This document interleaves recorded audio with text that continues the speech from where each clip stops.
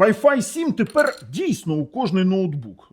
Знаєте, про що я кажу? Бо ви тут бачите, це Intel BE, тут є маркировка Intel. І дуже довгий час Intel BE 200 сама Intel тримала за причинне місце користувачів, не дозволяючи його вставляти у AMD машини, у AMD ноутбуки, і він не працював з AMD процесами. Це дуже прикро, і Mediatek компанія, все, пішов на свалку історії, назвали ще історії. Mediatek випустили ось такий MT7927 адаптер. Ми взяли від компанії Edup, звісно, зараз подивимось, скільки він коштує, де можна купити і які його характеристики, але від себе скажу, він підходить і на AMD проці, і на Intel проці, але під Windows 11, щоб ви розуміли. Формат NGFF, ось такого форм-фактору, ви повинні перевірити, чи ваш ноутбук підтримує. В моєму випадку я використовую Asus ROG Strix, це Zephyrus на Intel Core 9 275HX на RTX 5080. І я вже від селя бачу, що ось він стоїть модуль і він підійде. Тут скелет я скину і все, і поміняю. Зараз ми це все зробимо з вами разом.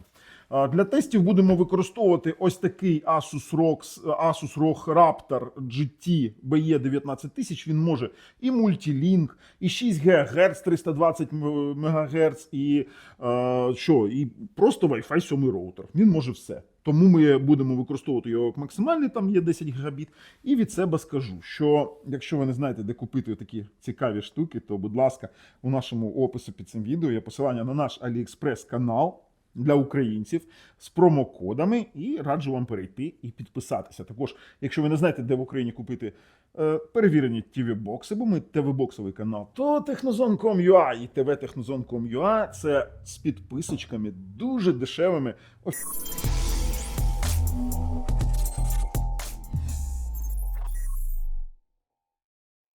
Почнемо з ціни. 34 бакси. Edup MT7927. Три банди, як вони відразу пишуть. І тут вони зазначають, що і Intel, і AMD. І ми це підтверджуємо. Зараз покажу вам. Так, тут вони зазначають, що в нас Connect повинен бути на 6 ГГц 5764, 2,8 ГБ на 160 МГц у 5 ГГц і 2,4 688. 2,4 то мене не дуже цікавить.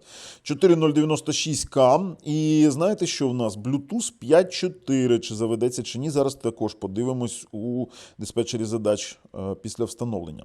M2 NGFF KE форм-фактор, подвійна операційна система, тільки Windows 11, відразу кажу.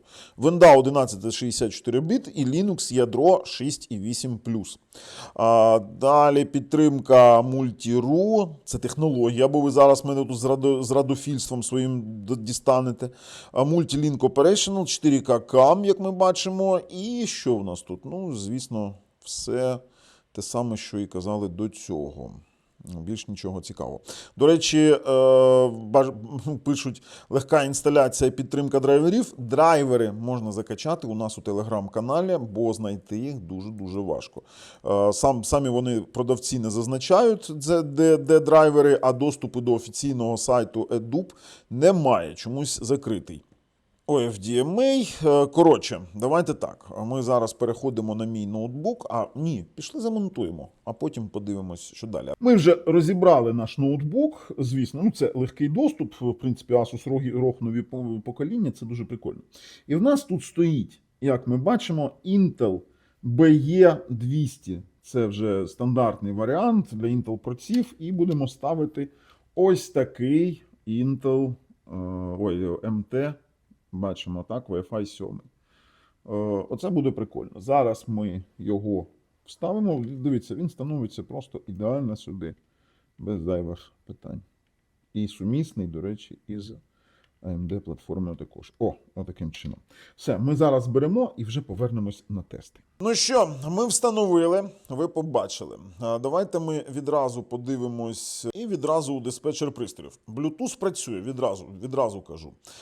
Щоб ви розуміли, дивіться, процесор, це я поставив модуль на Intel Core Ultra 9 275HX, а інший поставив Олексій собі, наш монтажник, він поставив його у AMD Ryzen 9 9745HX. Ось, будь ласка, мережеві адаптери.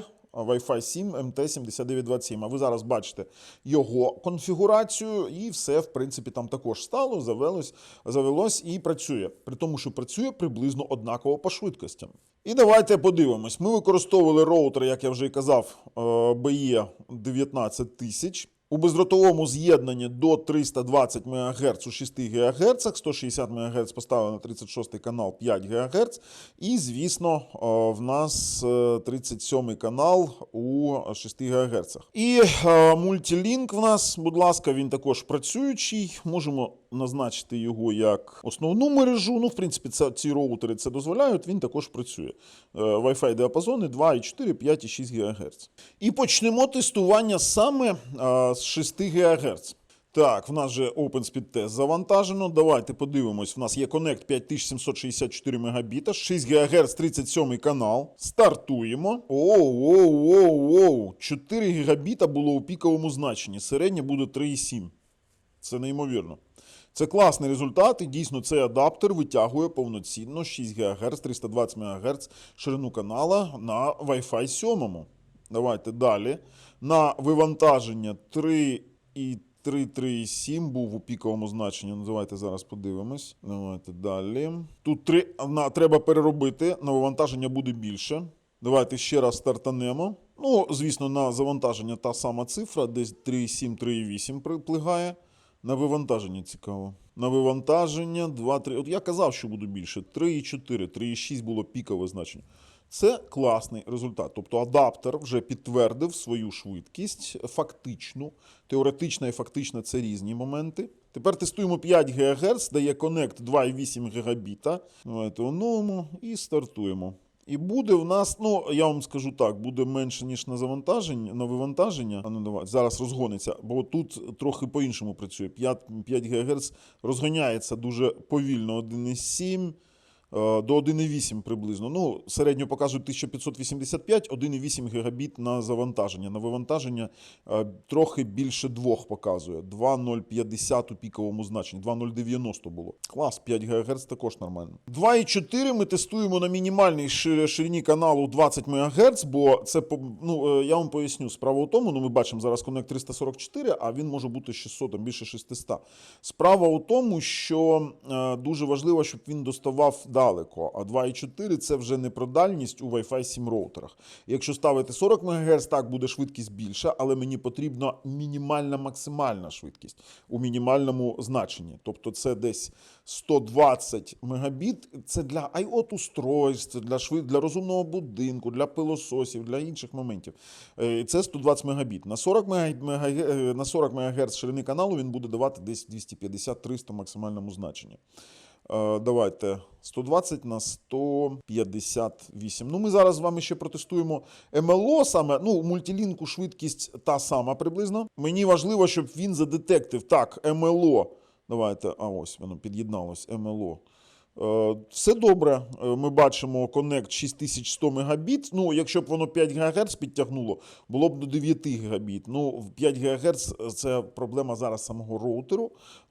Чекаємо на оновлення, ніж проблема самого адаптеру. Адаптер спокійно з 5 ГГц працює. У якості висновків скажу, дійсно, це класне рішення з цими адаптерами і він неймовірний. Легке встановлення, драйвер ви знаєте, де закачати, посилання у вас є. Мої рекомендації є, на постійно використовую стабільний, класний з Bluetooth 5.4. А з вами був Бабл на каналі Технозон Україна. На все добре.